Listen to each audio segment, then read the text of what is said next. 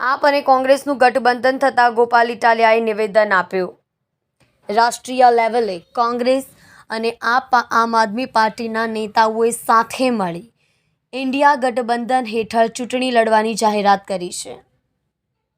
ભરૂચ અને ભાવનગર લોકસભા બેઠક પર આમ આદમી પાર્ટીના ઉમેદવારને સંયુક્ત ઉમેદવાર તરીકે સ્થાન મળ્યું છે.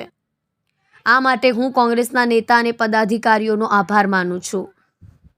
હવે આપણે સાથે મળીને ગુજરાતમાંથી તાનાશાહને ભગાડવાનો વારો આવી રહ્યો છે.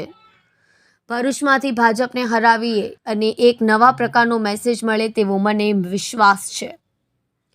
ભરૂચમાં છેલ્લા ઘણા સમયથી કોંગ્રેસ પક્ષના કાર્યકર્તાઓ અને નેતાઓની લાગણી હતી કે તેમને આ ચૂંટણી લડવાની તક મળે. જ્યારે રાષ્ટ્રીય કક્ષા પરથી નિર્ણય લેવામાં આવે ત્યારે કાર્યકર્તાઓની ફરજ અને જવાબદારી છે કે રાષ્ટ્રીય નેતૃત્વની સાથે ઊભા રહે. આખા દેશમાં ભરૂચ માટે આ નિર્ણય નથી કરાયો. ગોવા, દિલ્હી, હરિયાણા, પંજાબ એટલે દેશના અલગ અલગ રાજ્યમાં આ સંયુક્ત ઉમેદવારો બાબતેનો નિર્ણય કરાયો છે.